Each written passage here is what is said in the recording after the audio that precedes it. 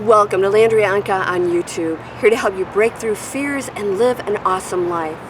So, I got some sun in my eyes here, but I'm out at my friend's pool here, relaxing. It's a beautiful place, and you know, whether you have luxurious surroundings or not, there are always places that you can find to get peace of mind. Now, I'm sitting out here at this beautiful pool and great landscape and all this stuff, but you can probably hear traffic. There's actually a fairly busy road here. So, but you know what? When you're surrounded by beauty and flowers and everything's blooming here, it's just absolutely gorgeous. I don't know if you can see that, but you know, we've got some beautiful trees and Japanese maples and all this other good stuff blooming.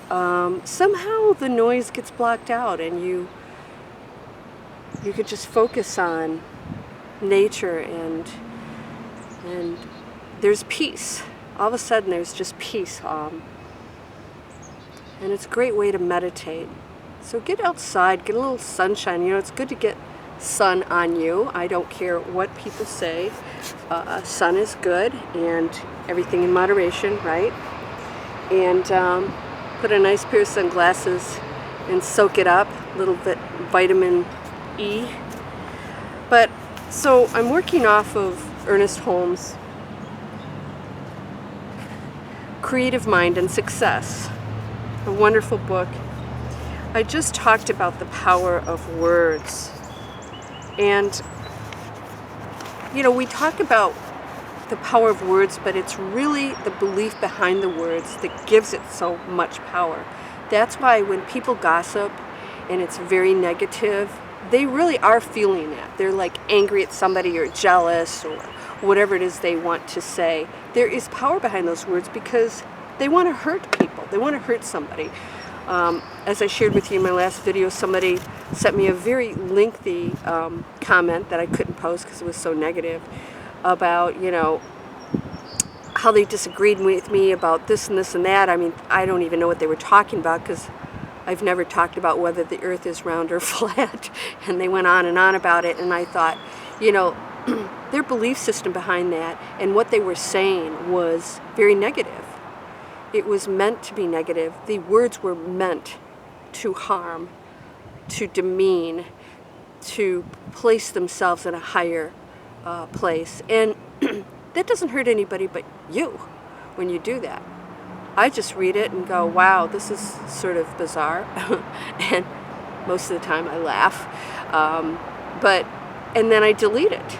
And then, of course, that person is not allowed to post on my channel, because the whole purpose of this channel is to create positivity for one another. And I welcome comments. I'm not here to just filter through the stuff I like, but you know, if it's stated in a positive manner and it's meant to contribute in a positive way, comments are always welcome.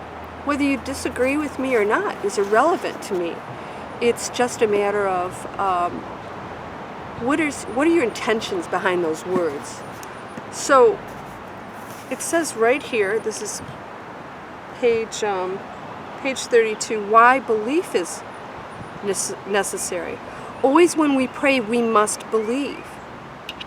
Our idea of prayer is not so much asking God for things as it is believing that we already have the things that we need. As we have said before, this already believing is necessary because all is mind. All is mind. Everything's mind. Everything. Not just the stuff out there that creates what you want, or God over here, or whatever else. It's all mind. It's all creating. It's all connected. And until we have provided that full acceptance, we have not made a mold into which mind could pour itself and through which it could manifest. So this is why people keep saying, I believe, I'm chanting, I'm doing all these things, I write things down, I have my board. Do that all day. if you don't believe it, if you don't truly believe it, and sometimes you'll know if you're believing it or not, because when you do all this stuff and you keep doing it over and over and over again, because you think those actions are going to create the stuff. And that's not at all what's going on. You could look at it once, know what you want, walk away and never think of it again, and have it appear if you already know it's done for you. That's the key. Know it's already done. And it will appear. You don't have to worry anymore. It's done. I can relax now. Then you go off to something else. The universe knows what you want. You are mind. They are all connected. The believing and knowing, not just believing it, knowing it is already done, it already exists, will make it appear into your reality. It has to. And you say, well, it's not. Well, then you're not believing. You don't think it's already done. You think it hasn't been created yet. You think that you're having to do the mantras and to cut out the pictures and do the boards and all this stuff to create it. And then it will come in a manifestation. It's the opposite. Sending the universe your message of what you want brings it into existence. It's already created. It's already done. Everything's already done. It doesn't get created because you're focusing on it. It comes into your reality. It's already created because there's every possible scenario already exists in time, space, continuum. It's not linear. So whatever you're thinking, whatever your life could be, there's billions of potential outcomes right now that exist. Wherever you would focus your attention on and know that it's already done is the one that'll appear. I know it's tough. It's tough to really comprehend this stuff. But the truth is that we limit ourselves so much. We demean ourselves, we demean our power, we demean our ability to control our lives. We give that power and control to other people all the time.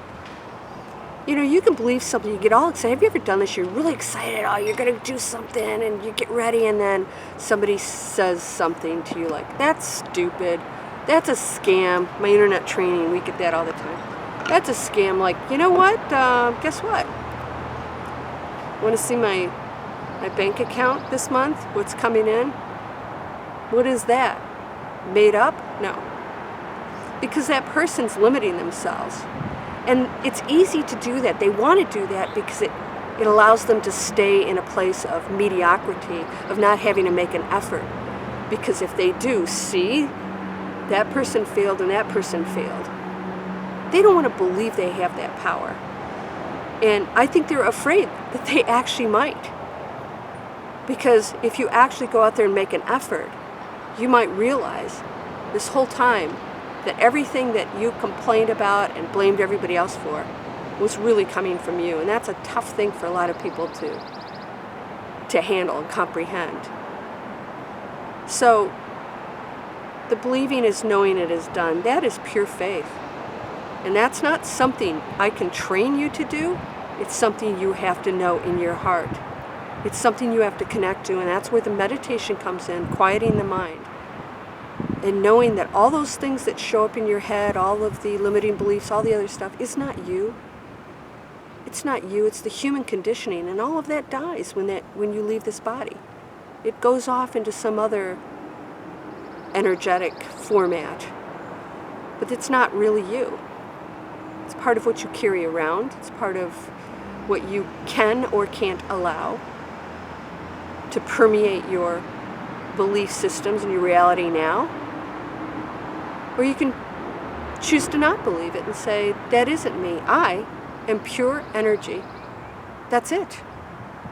What does pure energy want to do today? What am I going to manifest? Let's see. Pick something. And then do it and know it is done. Know it's done. And every once in a while you can envision it, not because you're working on it, I'm going to make it happen. Believe it. It is done. And that focus has no choice but to bring it into your manifestation, into your reality. All right, so just another manifesting series, part of the manifesting series. Manifest joy, because that's what we're here to do, is we're here to create, to experience the joy of being a human being, not to suffer. That is not what we came here for. If that is part of your path to awakening, then welcome it. Fight nothing. It's all has a positive purpose. It really does. It doesn't seem like it.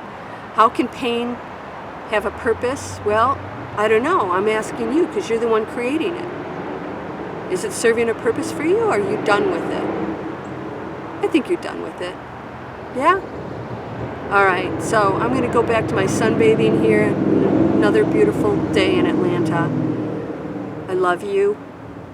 I send you light, abundance, prosperity, health, and peace. Namaste.